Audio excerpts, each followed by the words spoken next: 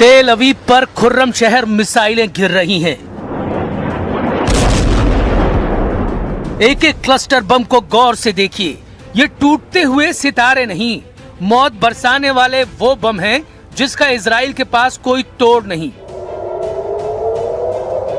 Iran सुरक्षा परिषद के सचिव अली लारिजानी के मारे जाने के बाद ईरान ने इजराइल पर खुर्रम शहर की बरसात कर दी है।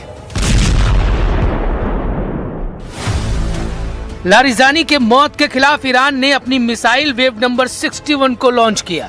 लारिजानी की मौत का बदला इजराइल पर 100 टारगेट पर हमले से लिया गया। इन हमलों में ईरान ने सबसे ज्यादा खुर्रम शहर 4 और कद्र मिसाइल को लॉन्च किया, जो ईरान की सबसे खतरनाक मिसाइलों में शामिल हैं।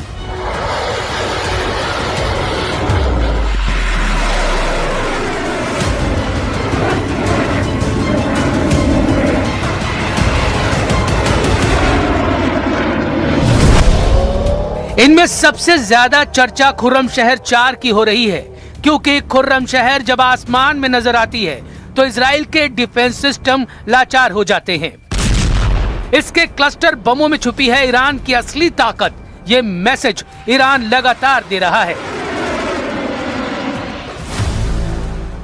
ईरान बता रहा है कि उसकी लीडरशिप यानी नेतृत्व एकदम खुर्रम शहर के वॉर हेड की तरह है। ईरान बता रहा है कि उसका एक लीडर खत्म होगा तो उसका दूसरा लीडर एक और क्लस्टर बम की तरह तैयार हो जाएगा और नया लीडर एक और क्लस्टर बम की तरह दुश्मन पर हमला करेगा। ईरान बता रहा है कि ये उसकी लीडरशिप का खुर्रम शहर मॉडल है। ईरान बता रहा है कि एक क्लस्टर मारोगे तो दुश्मन पर नया लीडर 100 क्लस्टर की तरह फूटेगा।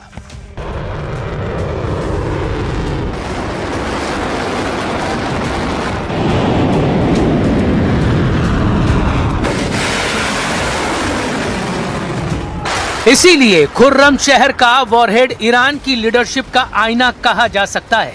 लॉन्च होने के बाद इसके टारगेट हिट करने वाला स्ट्राइक रेट अब तक 100% रहा है।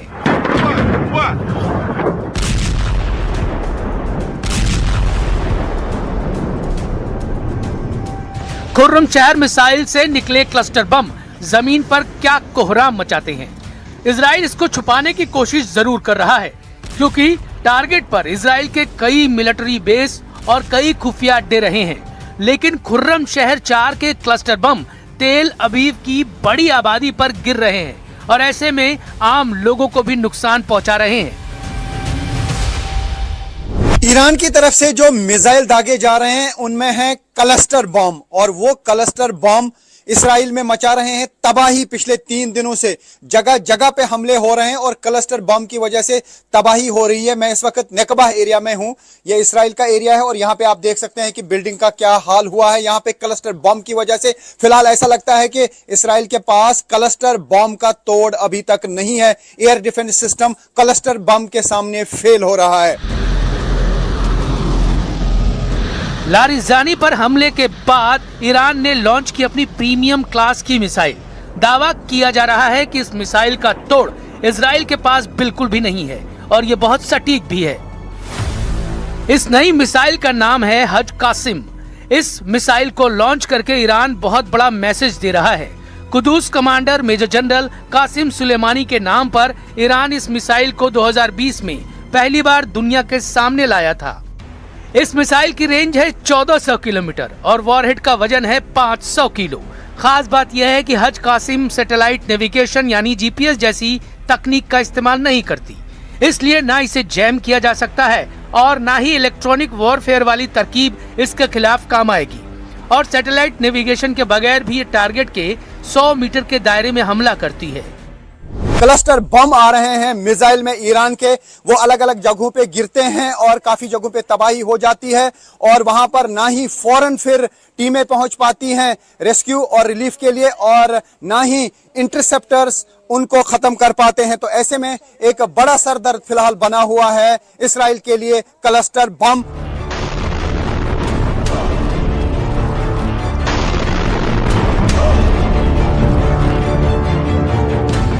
आईआरजीसी ने कह दिया है कि अब छोटे वॉरहेड नहीं बल्कि बड़े वॉरहेड वाली मिसाइल ही दागी जाएगी।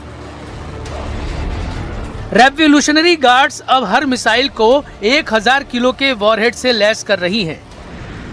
1000 किलो का वॉरहेड यानी 1 टन का ऐसा बम जो जहां फटता है वहां हर चीज को धुएं और धूल में तब्दील कर देता है, जलाकर राख कर देता है। ईरान 1 टन के वॉरहेड के लिए 4 मिसाइलों का इस्तेमाल कर रहा है। पहली है खुर्रमशहर 4 और दूसरी है इमाद, तीसरी है सज्जिल और चौथी है शहाब 3। इन चारों मिसाइलों से अब ईरान लगातार इजराइल में सर्वनाश करने वाले अटैक कर रहा है।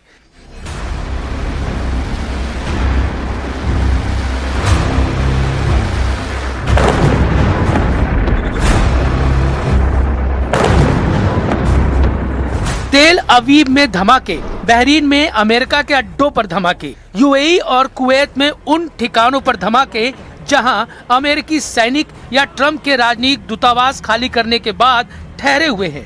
ईरान के हमलों की सुनामी चुन चुन कर अपने टारगेट को तबाह करने लगी है।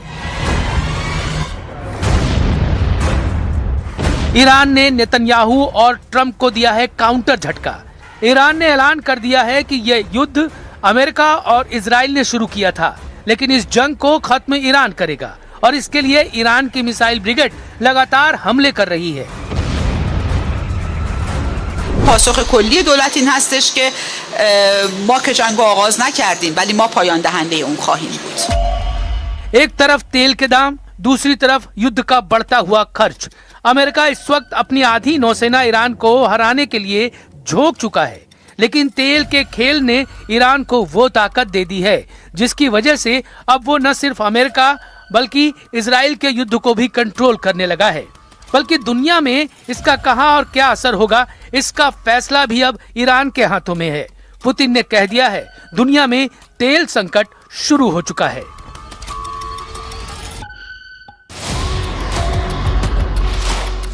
ईरान के खिलाफ अमेरिका और इजराइल का युद्ध जितना लंबा चलेगा, ये अमेरिका और यूरोप की अर्थव्यवस्था को उतना ज्यादा नुकसान पहुंचाएगा। साथ ही खाड़ी देशों का तेल उद्योग पहले ही पूरी तरह से ठप पड़ चुका है। लारिजानी और गुलाम रेजा सुलेमानी जैसे कमांडर अब नहीं रहे, लेकिन ईरान ट्रंप और नेतन्याहू का वो एहसास खत्म कर चुका है जिसमें ईरान पर हमला करने के बाद वहां सत्ता बदलने का जुनून था। ईरान की नई लीडरशिप अब खुर्रमशहर मिसाइल के वॉरहेड की तरह काम कर रही है, जिसमें 80 से ज्यादा क्लस्टर होते हैं और दुश्मन के खिलाफ एक क्लस्टर बम भी नाकाम हुआ, दूसरा क्लस्टर वार के लिए तैयार रहता है।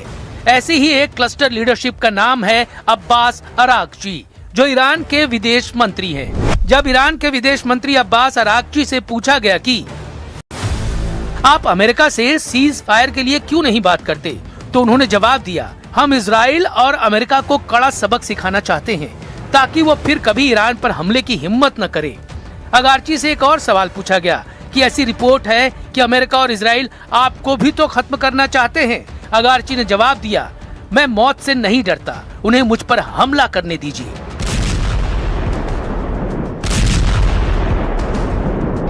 ईरान से आ रही रिपोर्ट बता रही है कि तेहरान, इस्फहान, करज और खुर्माबाद में सबसे ज्यादा तबाही हुई है। अमेरिका और इजराइल के विमानों ने ईरान के बैंकों, स्कूलों और अस्पतालों को टारगेट किया है। अब्बास अरागची का दावा है कि अमेरिका और इजराइल ने अब तक ईरान में 100 से ज्यादा स्कूलों और 55 अस्पतालों पर हमला किया है। ईरान के स्वास्थ्य मंत्रालय की रिपोर्ट है कि अब तक हुए युद्ध में 1500 से ज्यादा लोगों की मौत हो चुकी है। इसमें कोई शक नहीं, अली लारिजानी के जाने से ईरान को बड़ा झटका लगा है। वो इसलिए क्योंकि ईरान के सर्वोच्च नेता रहे अली खमेनी ने खुद उनको इमरजेंसी वाली कमान सौंपी थी। मरने से पहले लारिजानी ने खाड़ी देशों को मैसेज दिया था कि उनको अमेरिका और ईरान में से किसी एक को चुनना पड़ेगा, और युद्ध बता रहा है कि खाड़ी देशों ने एक बार फिर अमेरिका को चुना है, क्योंकि इन देशों में अब भी अमेरिकी सेना ऑपरेट कर रही है और ईरान पर ताबड़तोड़ हमले किए जा रहे हैं।